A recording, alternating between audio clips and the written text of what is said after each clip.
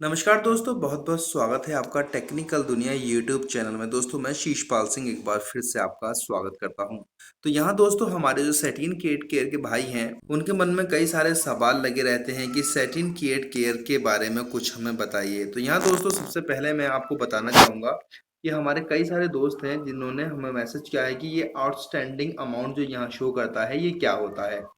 तो दोस्तों मैं आपको ये तो बताऊंगा इस हाथ के आउटस्टैंडिंग अमाउंट क्या होता है, साथ ही मैं आपको पूरी डिटेल्स में ये बताऊंगा कि सारी चीजें जो आप देख पा रहे होंगे डिस्प्ले पे ये किस विषय में होता है, क्या क्या होता है। जिन जिन व्यक्तियों को जानकारी नहीं है प्लीज मैं उन्हीं के लिए विशेष तौर पर बोल रहा हूँ, और जिन व्यक्तियों को जानकारी है उनके लिए बहुत बहुत धन्यवाद कि उनके पास पहले से ये जानकारियां उपलब्ध हैं।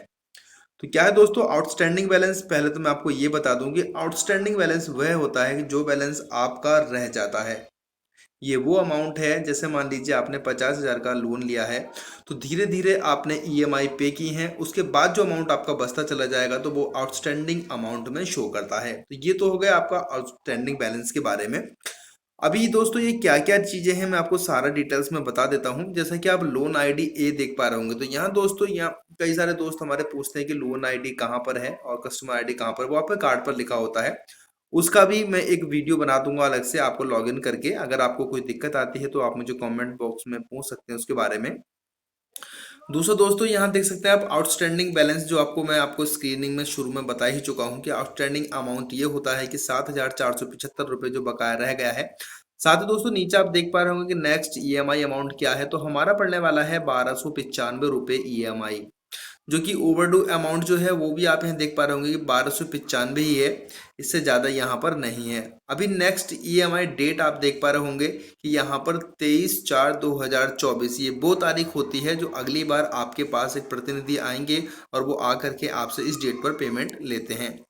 वहीं दोस्तों आप ये देख पा रहे होंगे प्रिंसिपल टोटल अमाउंट क्या होता है, वो ये है कि जो 50,000 का आपने लोन लिया है स्टार्टिंग में शुरू हुआ है, तो वो अमाउंट टोटल आपका 50,000 रुपये है।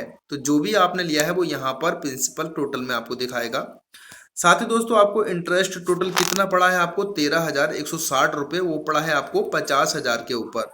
तो यहाँ टोटल अमाउंट की अगर बात करते हैं तो आपका 63,160 रुपये बनता है, जो कि 50,000 और 13,160 को मिला करके होता है।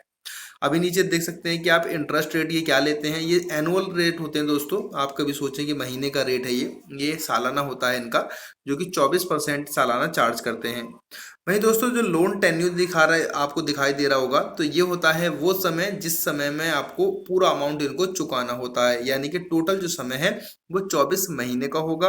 और यहाँ जो नीचे आप देख पा रहे होंगे रिमेनिंग एंड टोटल इंस्टॉलमेंट, यहाँ 6 और 49 जो लिख करके आ रहा है, इसका क्या मतलब होता है दोस्तों, टोटल जो आपकी किस्त बनेंगी वो 49 बनेंगी। अभी फाइनली जो आपकी किस्तें रह गई हैं वो है 6, तो 49 में से केवल 6 किस्तें आपकी रह गई हैं, बाकी आपने जमा कर दी हैं। अभी दोस्तों मैं आपको डिमांड डिटेल्स के बारे में थोड़ा सा बता देता हूँ। एक्चुअल में डिमांड डिटेल्स क्या होता है, यहाँ टोटल बारीकी से डिटेल्स दिखाई जाती है। जैसा कि आप देख पा रहे होंगे कि यहाँ पर ईएमआई को जो कन्वर्ट किया गया है वो टोटल 49 में किया गया है, जो कि यहाँ पर आप देख पा रहे होंगे 49 किस्तें यहाँ पर दे रखी हैं।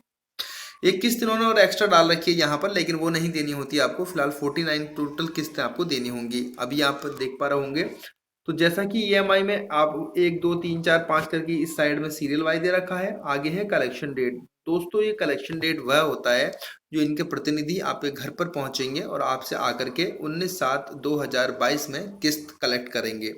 आगे आप देख पा रहे होंगे प्रिंसिपल ड्यू है। तो प्रिंसिपल ड्यू क्या होता है दोस्तों, जो आपने टोटल अमाउंट लिया है उसका एक किस्त बन जाती है।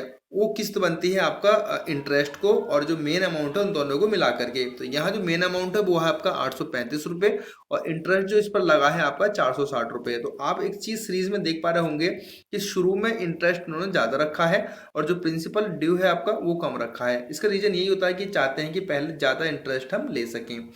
और एक रीजन इसका ये भी रहता है कि इनको एक किस्त, जैसे मान लीजिए इंस्टॉलमेंट है वो 1295 रुपये है, ये पूरी पूरी लास्ट तक इन्होंने बनानी होती है, उसी हिसाब से इसको अरेंज किया जाता है। तो आप देख पा रहे होंगे लास्ट तक 1295 रुपये ही किस्त यहाँ पर दे रखी है, जिसके माध्यम से इन्होंने सबको मिला करके यहाँ रखा है।